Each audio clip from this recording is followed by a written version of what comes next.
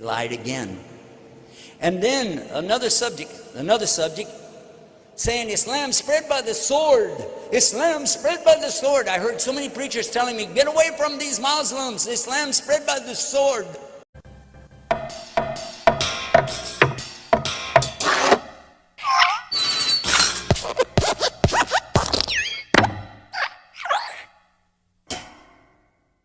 Saya melihat cuplikan video ini lewat di beranda TikTok saya dan disebarkan oleh salah satu akun channel Muslim, dan saya merasa tergelitik untuk meluruskan kekonyolan dan fitnahan ini. Mari langsung aja kita simak videonya.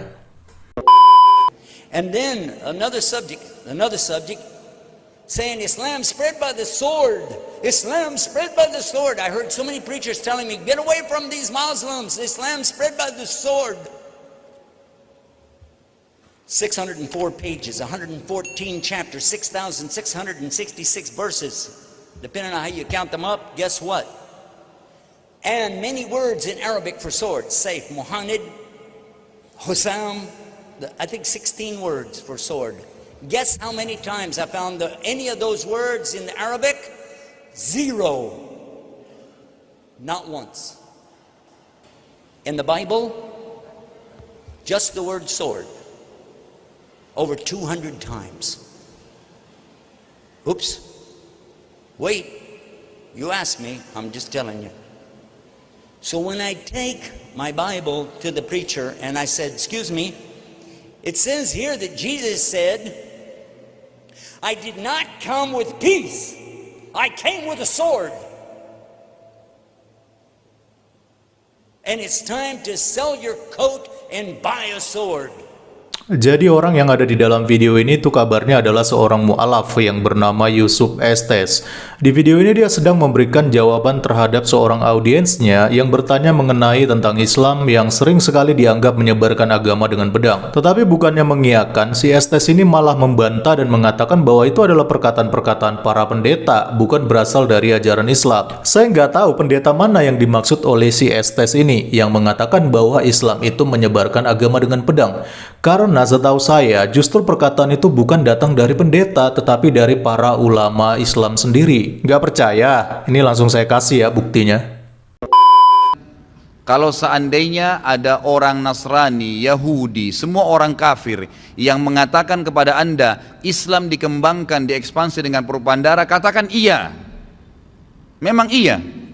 Karena banyak orang Islam, subhanallah, kayak orang yang ketakutan kalau dikatakan Islam itu disebarkan dengan pedang. Saya katakan ikhwas sekalian, memang Islam dikembangkan dengan pedang. Jihad itu dikumandangkan memang dari dulu. Ada pengembangan Islam dengan dakwah, ada pengembangan Islam dengan pedang. Oke, yang kedua, setelah tidak mengakui bahwa Islam itu disebarkan dengan pedang, lagi-lagi si Estes ini berusaha mencari kambing hitam.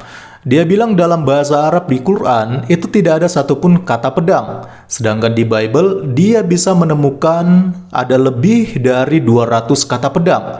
Bahkan dia menambahkan, Yesus sendiri pun di dalam Lukas pasal 22 ayat 36 mengatakan supaya menjual jubah dan membeli pedang. Baik, kita akan luruskan satu persatu apa yang dikatakan oleh Estes ini. Yang pertama, memang di dalam Bible, apalagi khususnya dalam Perjanjian Lama ya, itu banyak sekali kata pedang. Kenapa kata pedang banyak muncul di dalam Perjanjian Lama? Karena pada masa Perjanjian Lama itu adalah masa-masa di mana bangsa Israel sering menghadapi peperangan. Peperangan ini dimulai terjadi ketika Allah menuntun bangsa Israel untuk masuk ke tanah perjanjian, yaitu tanah Kanaan. Nah, dalam perjalanannya ini, banyak bangsa-bangsa kafir yang berusaha memerangi bangsa Israel agar mereka tidak masuk ke tanah yang dijanjikan Allah, termasuk bangsa Filistin pada waktu itu. Nah, yang namanya perang pasti pakai senjata dong. Salah satunya adalah pedang. Kalau mereka tidak mempersenjatai diri mereka, bagaimana mungkin rencana Allah bisa terwujud agar bangsa Israel bisa masuk ke tanah Kanaan? Yang ada, mereka justru akan dibantai kalau mereka tidak mempertahankan diri. Berlanjut kepada masa-masa kerajaan bangsa Israel yang mulai dipimpin pertama kali oleh Saul, kemudian dilanjutkan kepada Raja Daud dan raja-raja seterusnya. perang semakin tidak terelakkan. Jadi wajar kalau kata pedang banyak muncul di dalam Perjanjian Lama, karena memang untuk mempertahankan kerajaan dari para bangsa kafir pada waktu itu, mau tak mau perang harus terjadi untuk mempertahankan kerajaan Israel agar tidak jatuh ke tangan musuh. Ingat, perang ini bukan bertujuan untuk menyebarkan agama ya, tapi untuk mempertahankan kerajaan dan juga tanah yang sudah dijanjikan Allah dari bangsa lain. Nah, lalu yang kedua, sedangkan di dalam Perjanjian Baru, seperti yang tadi dikutip oleh Yusuf Estes mengenai menjual jubah dan membeli pedang, tidak bisa dimaknai dengan hanya mencomot satu ayat begitu saja, karena kita perlu melihat konteksnya terlebih dahulu, mengapa Yesus menyarankan untuk menjual jubah dan membeli pedang. Apakah pedang ini akan digunakan untuk perang atau digunakan untuk melukai orang lain? Tentu saja tidak ya, karena boro-boro untuk melukai orang lain. Sedangkan si Petrus saja yang pernah menebas telinga tentara Romawi yang berusaha untuk menangkap Tuhan Yesus pada waktu itu Tuhan Yesus langsung menegur Petrus, bahkan dia sembuhkan luka tentara Romawi yang ditebas oleh pedang Petrus.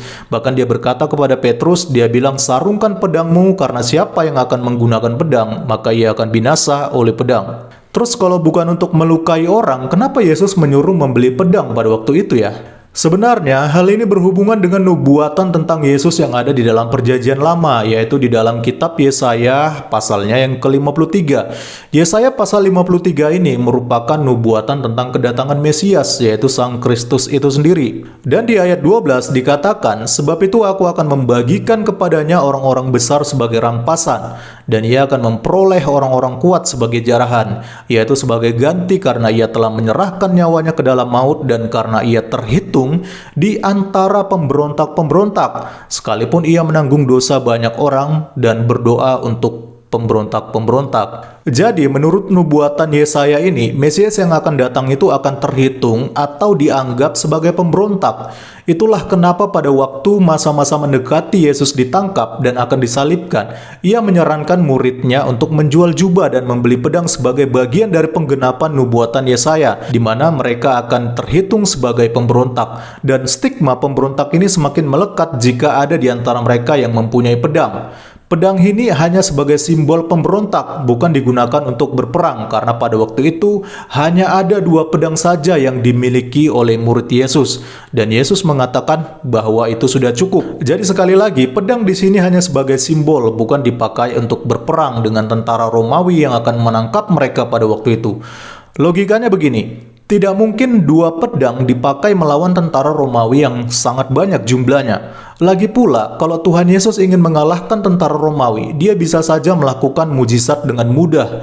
Tetapi dia tidak melakukan hal itu supaya genaplah apa yang dinubuatkan oleh kitab suci melalui Nabi Yesaya. Jadi udahlah buat si Yusuf Estes, tidak usah menfitnah-fitnah ajaran Kristen, apalagi sampai memfitnah Tuhan Yesus. Kita ini kalau bicara yang fair-fair aja, yang pasti-pasti aja. Sekarang begini, coba tunjukkan ada nggak bukti sejarahnya kalau Tuhan Yesus itu pernah memiliki atau bahkan mempunyai pedang. Karena kalau ada, pasti ada dong peninggalan sejarahnya, entah di museum mana gitu kan. Karena yang saya tahu justru kabarnya Muhammadlah yang mempunyai pedang. Bahkan bukan hanya 1 pedang, tetapi sampai ada 9 pedang, dan itu merupakan peninggalan bersejarah dari Muhammad. Wow, banyak sekali ya, ada 9 pedang. Roro Nuwajoro pun kalah itu, karena Roro Nuwajoro pedangnya hanya 3. Ya, kalah dengan Muhammad yang punya sampai 9 pedang. Jadi ya udahlah, lain kali kalau mau fitnah ajaran Kristen lagi, dipikir-pikir dulu biar nggak blunder dan malah menampol ajaran sendiri. Salam kritis, Tuhan Yesus memberkati. Shalom.